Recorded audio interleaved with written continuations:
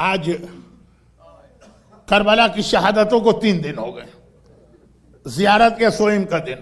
ہمارے یہاں کوئی مرتا تو ہم کس طریقے سے اس کے لیے فاتحہ کا انتظام کرتے ہیں, سوئم کا انتظام کرتے ہیں, کس طرح سے اسے بیٹھ کے یاد کرتے ہیں. اب مجھے یہاں کا نہیں پتا, لیکن انڈیا ہو یا پاکستان تو بیوہ عورت آنسو بہائے گی, یتیم بچی ہائے بابا کہہ کے اپنے باپ کو یاد کرے گی, گھر والوں کو, بلڈ ریلیٹیوز کو مرنے والا یاد آئے گا, ہائے میرا مظلوم آقا حسین. اس کے گھر والے تو اس حالت میں ہیں جو کل میں نے آخری جملہ پڑھا کہ ہاتھ گردن سے بندھے ہوئے ہیں, بے محمل و ہماری کے اونٹوں پر ہیں. ارے مرنے والے کے لیے تو فاتحہ کا کیا انتظام کریں, وہاں ننھی سکینہ کو دینے کے لیے تھوڑا سا پانی بھی نہیں. لیکن حسین میدان کربلا سے آخری رخصت کے وقت بیویوں سے کہہ گئے تھے میں جا رہا ہوں, میری زینب اب میرے بدلے میں تمہاری سردار ہے, آج سے زینب کا ہر حکم ماننا. زینب کبریٰ نے اس قافلے کی قیادت کو اپنے ہاتھ میں لیا. البتہ زینب کوئی کام خود سے نہیں کر رہی, زینب نائب بنی. زینب ہر چیز میں سجاد سے مشورہ کرتی. سجاد ہر جگہ اپنی بھوپی کے ساتھ ہیں, مگر یہ قافلہ شہر کوفہ پہنچا اور کچھ دیر کے لیے میرا مظلوم آقا سجاد آنکھوں سے غائب ہو گیا. آج کی مجلس امام زمانہ کے غائب ہونے میں بھی کچھ باتیں آ گئی, سجاد آنکھوں سے غائب ہو گئے. زینب کو معلوم ہے, باقی لوگوں کو تو نہیں معلوم, ایک معجزہ دکھایا میرے مظلوم آقا نے. اب اسی پہ آج کی مجلس ختم کرنا. ریاض القدس میں پوری روایت لکھی ہے, جلدی جلدی پڑھ رہا ہوں کہ ادھر تو یہ قافلہ کربلا سے چلا, زینب اونٹ سے گری, پھر اونٹ پر بیٹھی اور یہ کوفے کی جانب. ادھر 2 دن گزرے. 13 محرم کو اکارڈنگ ٹو اسلام یہ رات شب 13 شروع ہو چکی. 13 محرم کو بنی اسد کے قبیلے کے سارے مرد اپنے اپنے گھروں سے تیار ہو کے باہر نکلے. عورتوں نے حیران ہو کے پوچھا کہ آج کون سا دن ہے کہ سارے مرد ایک ساتھ جا رہے ہیں. کہا تمہیں نہیں پتا, تمہارا کوئی تعلق نہیں. آقا حسین کربلا میں آئے تھے, ہم سے ایک وعدہ لیا تھا جب لشکر یزید چلا جائے اور جلتی ریتی پہ وہ بے گور و کفن لاشیں پڑے ہوں تو ہم سے وعدہ لیا تھا کہ ہم آ کے لاشیں دفن کریں, ہم اپنا وعدہ پورا کرنے جا رہے ہیں. اللہ جب آپ کو کربلا میں لے جائے گا اس پہلے عشرے میں, جب بنی اسد کا قبیلہ آتا ہے کفن پہن کے, کندھوں پہ بیلچے رکھ کے, اور آواز دیتا ہوا دوڑتا ہوا آتا ہے یا ابا عبداللہ آپ نے ہمارے بڑوں سے وعدہ لیا تھا, آج بھی ہم یہ وعدہ پورا کرنے کے لیے تیار. ایک عجیب منظر ہے, کوہرام بپا ہوتا.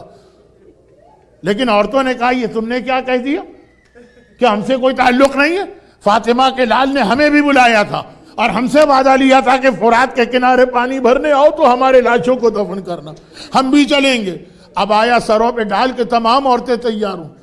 بچوں نے دیکھا آج عجیب دن, سارے مرد بھی جا رہے, ساری عورتیں بھی جا رہی. گھبرا کے کہا آج کیا واقعہ ہے کہ آپ سب جا رہے. کہا بچوں یہ تمہارا کام نہیں ہے, بچوں کا بیٹھ جاؤ یہاں پہ, آقا حسین کے لاشیں دفن کرنے جا رہے ہیں. بچوں نے کہا ارے آقا نے تو ہمیں بھی بلا کے کہا تھا کھیلتے کھیلتے فرات کے کنارے آنا, مٹھیوں میں مٹھی میں خاک لے کے ہمارے لاشیں پہ دفن کر دینا. جو تقریر کا میسج تھا وہ ایک جملے میں کہہ کے مصائب بڑھاؤں.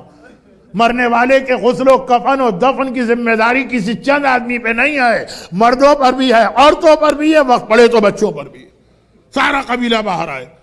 اب 3 دن تک تو یہ یزید کے ڈر سے بیٹھے ہوئے تھے. اب جو آئے جہاں پہ آج آقا حسین کا روضہ بنا ہے نا, یہاں پہ یہ قبیلہ پہنچا, دیکھا زمین کربلا پہ بکھرے ہوئے لاشیں پڑے. اتنا تو پتا ہے کہ یہ سارے لاشیں حسینیوں کے ہیں. لشکر یزید اپنے لاشیں تو اٹھا کے کوفے لے گیا, کوفہ دور ہی کتنا ہے, لیکن کسی لاشے کی پہچان نہیں ہو رہی ہے.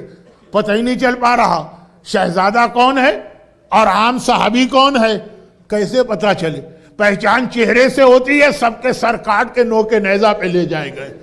پہچان لباس سے ہوتی ہے, ہائے کربلا کے بےکس شہید, سب کے بدن سے لوٹ لوٹ کے لباس اتار لیے گئے. سردار قبیلہ نے کہا ارے پتہ ہی نہیں چل پا رہا بنی ہاشم کے جوان کہاں اور اصحاب امام کہاں. اچھا امام ہماری مجبوری جانتے ہیں, ایسا کرو ایک بڑی سی قبر تیار کرو, ایک بڑی سی قبر تیار کرو، ایک قبر، سارے لاشیں ایک ساتھ اس میں دفن کر دیتے ہیں، جسے گنج شہیدہ کہتے ہیں۔ آج بھی اللہ آپ کو کربلا لے جاتا ہے تو آقا حسین کے پائیں گنج شہیدہ پہ آپ کھڑے ہو کے زری پر زیارت پڑھتے ہیں نا، کہا ایک بڑی قبر تیار ہو گئی، اب لاشیں اٹھانا ہے۔ پہلا لاشا اٹھانا چاہتے ہیں کہ کوفے کے راستے سے کسی کی آواز آئی، ٹھہر جاؤ میرا انتظار کر لو۔ سارا قبیلہ رکا، یہ کون پکار رہا، کوئی نظر نہ آیا۔ دوسری مرتبہ آواز آئی تو دیکھا اونٹ پہ سوار کوئی مسافر بڑی تیزی سے آ رہا، اور جب قریب پہنچا تو پورا قبیلہ گھبرا گیا۔ ایسا مسافر آج تک نہیں دیکھا، جس کے گلے میں طوق ہے، ہاتھوں میں ہتھ کڑی ہے، پاؤں میں بیڑی۔ آنے والا آیا، اونٹ کو بٹھایا، بیڑی کٹی، ہتھ کڑی کھلی، طوق نہیں، طوق 1 سال تک گلے میں رہا۔ 1 سال بعد جب دربار یزید میں طوق کاٹا گیا، سجاد کے گلے کی کھال بھی ساتھ میں نکل آئی۔ گلے میں طوق ہے، ہاں ہتھکڑی ٹوٹی، بیڑی کھلی۔ کہا کہ اے سردار قبیلہ، تو اور تیرا قبیلہ پریشان کیوں ہے؟ کہا پریشان اس لیے ہے کہ وعدہ تھا لاشیں دفن کریں گے، کوئی لاشا پہچان میں نہیں آ رہا۔ کہا کوئی بات نہیں، آؤ میرے ساتھ، یہ لاشا اٹھاؤ، یہ بریر حمدانی کا لاشا ہے، یہ ہلال ابن نافع بجلی کا لاشا ہے، یہ جون غلام حبشی کا لاشا ہے، یہ شوذب کا لاشا ہے، یہ عابس کا لاشا ہے۔ ایک ایک نام بتاتے، لاشا اٹھواتے، ایک منزل آئی، آنے والا سر پکڑ کے بیٹھ گیا۔ سردار نے پوچھا یہ کس کا لاشا؟ کہا دیکھتے نہیں سارا بدن ٹکڑے ٹکڑے ہے، یہ حسن کے گل بدن 13 سال کے قاسم کا لاشا۔ قاسم کا لاشا اٹھایا، آگے بڑے، ایک لاشا نظر آیا، آنے والا کلیجہ پکڑ کے بیٹھ گیا۔ سردار نے کہا یہ کس کا لاشا ہے؟ کہا دیکھتے نہیں برچی کا ٹوٹا ہوا پھل ابھی تک نظر آ رہا، یہ لیلا اور حسین کے 18 سال کے شبیہ رسول اکبر کا لاشا۔ یہ لاشا بھی اٹھوا لیا۔ آخر میں فقط ایک لاشا بچا۔ جیسے ہی آنے والا مسافر اس کے قریب گیا، لاشے کو دیکھا، ایک چیخ ماری، ہائے میرا بابا، میں یتیم ہو گیا، ارے میں یتیم ہو گیا، یہ کہا اور غش کھا کے گر پڑے۔ پانی چھڑکا گیا۔ اس آنے والے مسافر نے آنکھیں کھولی۔ سردار نے پوچھا یہ کس کا لاشا ہے؟ کہا دیکھتے نہیں گھوڑوں کی ٹاپوں تلے پامال لاشا ہے، یہ رسول کا نواسا ہے، یہ علی کا بیٹا ہے، یہ فاطمہ کا لخت جگر ہے، یہ حسین ابن علی کا لاشا۔ اب پہلی بار سردار گھبرایا، ہاتھ جوڑ، کہا کہ اس لاشے کو دیکھ کے تو نے کہا میں یتیم ہو گیا، تو کون ہے؟ اپنا نام تو بتا۔ ایک مرتبہ کہا انا علی ابن الحسین، میں اسی حسین کا یتیم و وارث سجاد ہوں۔ بابا کا لاشا دفن کرنے معجزے سے کوفے سے آئے، بابا کا لاشا بھی دفن کر دیا۔ میدان کربلا خالی ہو گیا، اب کوئی لاشا نظر نہیں آ رہا۔ سردار قبیلہ واپس چلا اور کہا کہ آقا آپ بھی چلے ہمارے ساتھ، ہم لوگ اپنے قبیلے میں واپس جا رہے، کچھ دیر مہمان بن جائیے۔ آقا سجاد نے کہا بھی ایک لاشا اور باقی ہے، جب تک کہ وہ لاشا دفن نہیں ہوگا تم یہاں سے کیسے جا رہے؟ سردار نے چاروں طرف دیکھا، کہا آقا کوئی لاشا نہیں ہے۔ کہا وہ یہاں نہیں ہے، وہ فرات کے کنارے ہے۔ ایک لاشا فرات کے کنارے تھا۔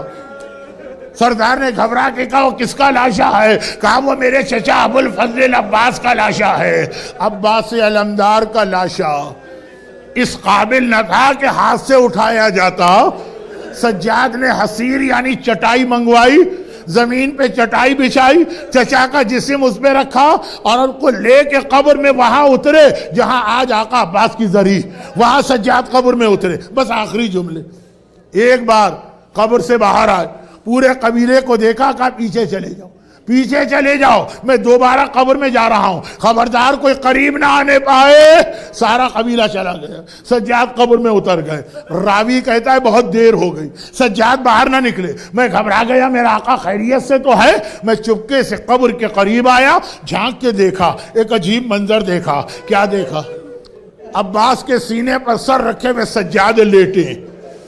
سجاد امام وقت ہیں، سجاد امام زمانہ ہے، عباس کے سینے پر سر رکھ کے سجادے لیٹے ہیں قبر میں، صرف ایک جملہ کہہ رہے، اے میرے غیرت مند چچا عباس، اے میرے غیور چچا عباس، آپ یہاں آرام کر رہے، میں تو آپ کو بتانے آیا ہوں، آپ نہ رہے تو آپ کی بہنوں پہ کیا گزر گئی، ارے آپ کی زینب، آپ کی کلثوم بے مقلا و چادر کے نامحرموں کے مجمع اور ظالم کے دربار میں، ہائے میرا چچا۔